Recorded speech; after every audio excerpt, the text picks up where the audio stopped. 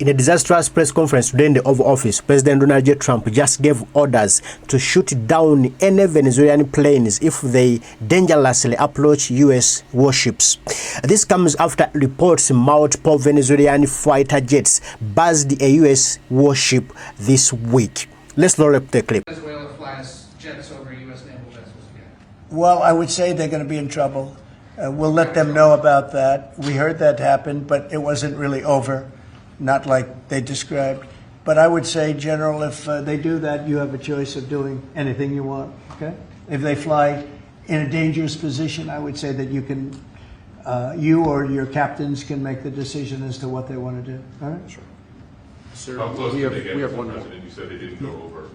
Say it? How close did they get? You said the planes did not. Well, I don't want to talk about that, but if they do put us in a dangerous position, they'll be shut down. Thank you very much, everybody. So we're going to now cover... If they do put us in a dangerous position, they're going to be shut down. This is the president I voted for. Oh no. Then there was drama in the Oval Office as a reporter just told Trump that there is a blue tent out front of the White House used by radical leftists, and Trump turned to the Secret Service and told them to get rid of it. Take it down today, right now. Lafayette Park. Take it down. Let's roll up the clip here. Out front of the White House is a blue tent that originally was put there to be an anti-nuclear tent for nuclear arms. It's kind of morphed into more of an anti-American at sometimes, anti-Trump at many times. Where is this blue tent? Right in front of the White House on the North Lawn on the other side of the Black Gate in Lafayette. I haven't known this. All of us in here walk right by it every day. It is an eyesore. Oh, I didn't know that. Take it down. Take it down today, right now. Nobody told me that. So you're saying there's a blue tent? It's been there for 30 plus years. It was originally a peace tent, but it's kind of morphed into something. Yeah, morphed into radical left. Okay. Well, but I've heard. Is it in the Ellipse? Where is it? No, it's in Lafayette Park. It's actually Lafayette Park. Take it down. Okay. Okay. What's interesting about it is that I've had people tell me it's a public health hazard because people sleep in there, they eat, there's rats, but also it could be a national security risk because people can hide things in there, they can be weapons in there. We're going to look into it right now. Yes, We have out front of the Take it down. Take it down now, today. Lafayette Park, take it down now, today. President Trump turns to grass. I'm very good at grass. Grass has a life, just like you have a life. I have a life. This grass has been, it's like 4 lives. That's why there is a lot of areas where there is no grass. We're going to take the broken tiles off the tunnels and put brand new tiles up, and we're going to regrass all the parks. They're going to be regrassed by people that build world-class golf courses and not necessarily people that work for me, because I don't care about that. I just want to, I'm very good at grass. You know, grass has a life, just like you have a life, right? It has a life. Well, this grass has been up longer than, it's like 4 lives, okay? That's why there's a lot of areas where there's just no grass. But we're going to regrass all of the parks. No, after the grass has life. I know grass. I know grass. Donald J. Trump, the president, just now signed the Home Buyers Privacy Protection Act. Let's go. This protects Americans when buying a home. This is H.R. 2808. This is the Home Buyers Privacy Protection Act. The congressman here was the lead sponsor, so I think maybe he probably say more about it than I can. Please. Well, it's difficult for Americans to buy a home, particularly after the last 4 years, sir. But with the president's signature today, we're going to make it easy for people to buy a home without getting hassled. For years, their private personal information has been bought and sold in the open market, resulting in them getting innumerable phone calls and text messages.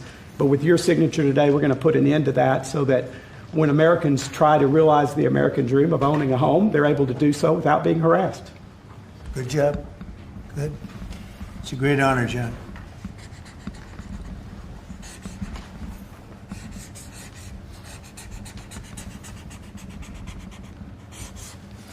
Okay.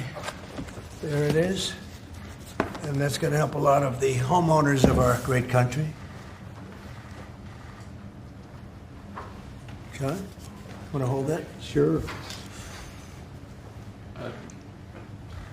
Thank you, John, very much. Thank you very much. Thank you very much. Next, President Donald J. Trump demands Colorado free Tina Peters, and this was massive. Let's roll the clip.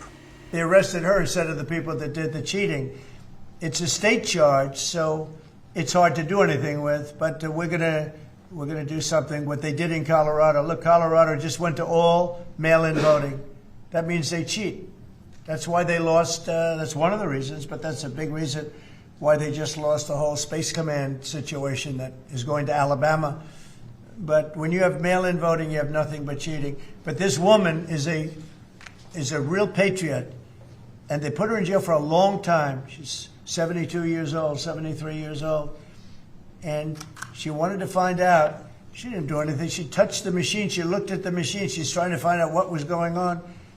And they went and arrested her for doing that. And it was supposed to be the other way around. I'm glad you brought that up. They should let her go. Let her out. Thank you. Next, in this press conference today in the Golden Oval Office, President Donald J. Trump announces he will be going into Portland, Oregon, sending in the National Guard. Portland has officially fallen. Let's hear the clip here. I watched today. I didn't know that was continuing to go on, but Portland is unbelievable what's going on in Portland. The destruction of the city. Are you going in? Well, I'm going to look at it now because I didn't know that was still going on. This has been going on for years. So we'll be able to stop that very easily. We'll be able to stop it. But you know, that was not on my list, Portland. But when I watched television last night, this has been going on. You wouldn't be standing if you were the mayor. You would be. Can you imagine what they're doing? They're walking in throwing smoke bombs into the store. These are paid terrorists, okay? These are paid agitators. These are professional. I watched that last night. I'm very good at this stuff. These are paid agitators. They get paid money by radical left groups, not radical right groups, radical left groups. And they get paid a lot of money. And you see it with the signs. You know, they all have perfect signs that are printed. They look as good as that sign. Those signs aren't made in basements. They're made at professional printing offices, and they cost a lot of money. These are paid agitators, and they're very dangerous for our... Portland, the National Guard is coming. We are keeping America safe again. And this was his promise, that I must keep this country safe again. The people living in this country must be safe, must be freeing at ease, must be freeing at home. No one should, no one must intimidate, no one must harm anyone on this land. So that's the job he's doing, because he promised exactly to do what he is doing right now today. And now, from DC, California, DC, Chicago, now Portland, get ready. You are next on the list, and the president will be right there with the National Guard soon or later. He has just announced that in the Oval Office right now today. But I was just amazed by the way the president has just ordered the captain in the Oval Office to shoot down the Venezuelan. Let's have this clip here.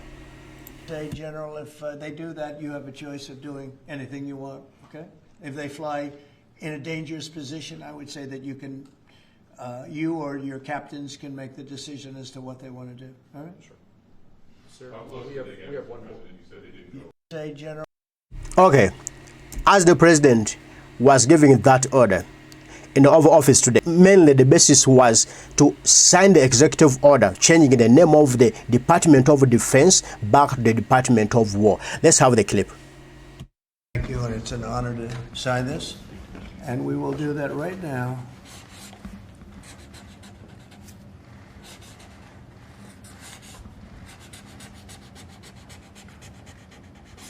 I think that's a big one, I'll be honest. I think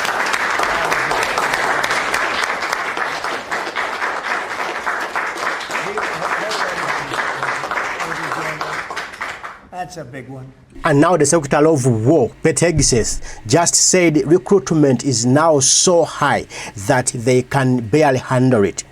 Now from Secretary of Defense, now to Secretary of War. Yeah, Petegis. Let's have this clip. Fort Benning, the newly properly renamed Fort Benning yesterday, watching Army basic training, and they're so full they can't barely handle the throughput.